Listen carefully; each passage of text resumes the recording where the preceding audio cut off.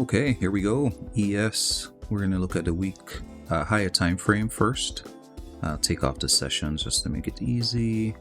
So, viewing Monday, we see that price ran underneath Monday's low. Once we broke above that price action, then we started to tip towards price running bullish. Price ran bullish through the back half of Tuesday, so this is New York AM session here, and we pushed all the way through Monday's midpoint.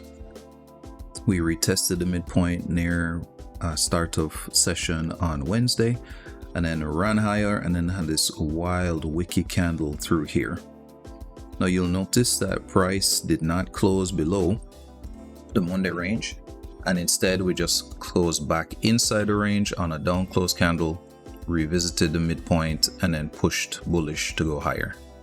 Once we pushed bullish to go higher, we now have a range which is taking us basically from this low to this high. Where's my arrows?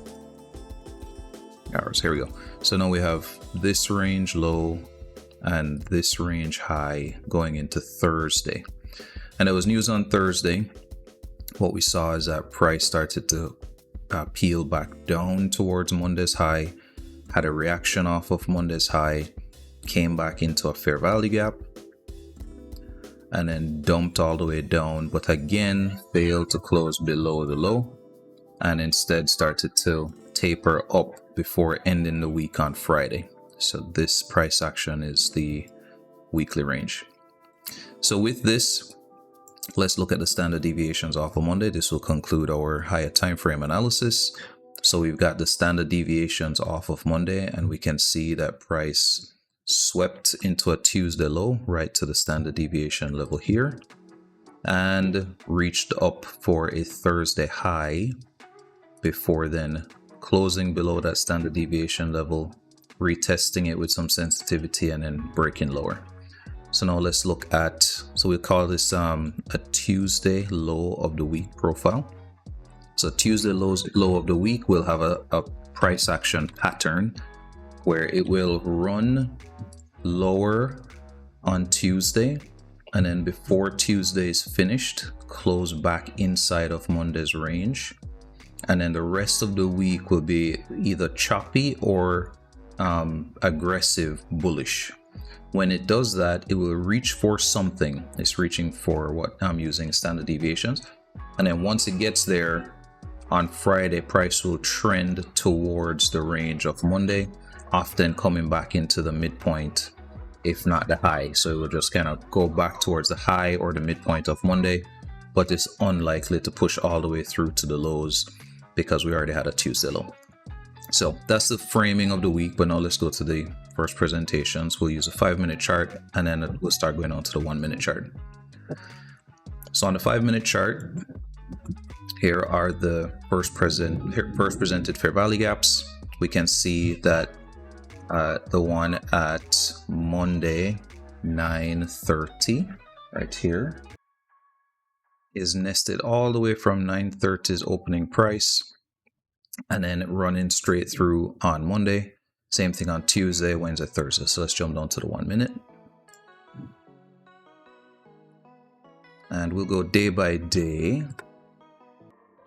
So we'll start off on the 5-minute. We'll just show the bearings. I mean, the day is done, but you can see that we had a London range 2 to 5.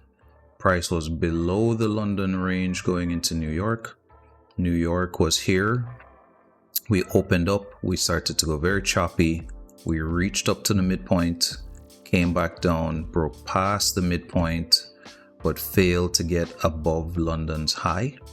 Whenever that happens, it means we're not going to be staying bullish. We need to get above this range to be able to stay bullish.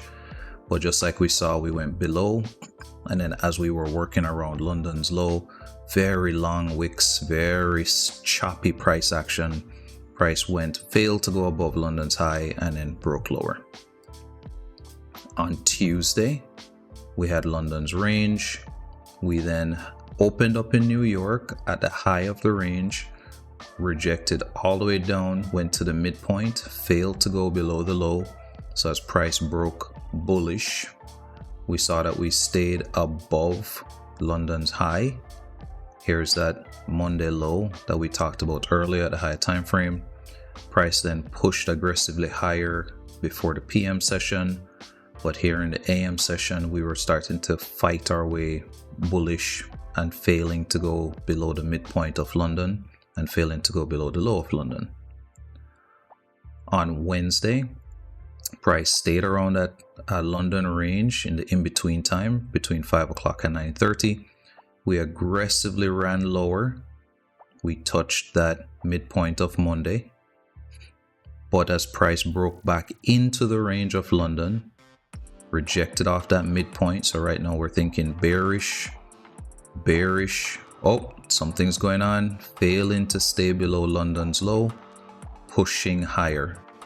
We aggressively pushed higher all the way through the New York AM session before the PM session retested the midpoint and then had that very wild candle on Wednesday.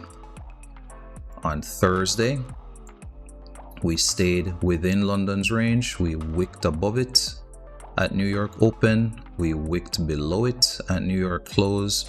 Finally had a true rejection. So these spike wicks, I don't consider them true rejections. I look for 2 candle closes like a railroad track, one down, one up. In any event, price then works its way, but effectively that AM session was a slogfest between bearish and bullish intention. Price then breaks outside in the PM session, reaches that standard deviation level we talked about at a high time frame. And then the next day, Friday, we saw that price stayed around that level. London session opened up. We had a spike low, but not a rejection. Then we see that we're rejecting off the midpoint, then aggressively breaking down. We go through Monday's midpoint. We can't get to Monday's low, however. That's a signature of this weekly profile. And then again, another signature on this Tuesday low is that Friday's PM session will consolidate. So let's go back through this and I'll pause and we go through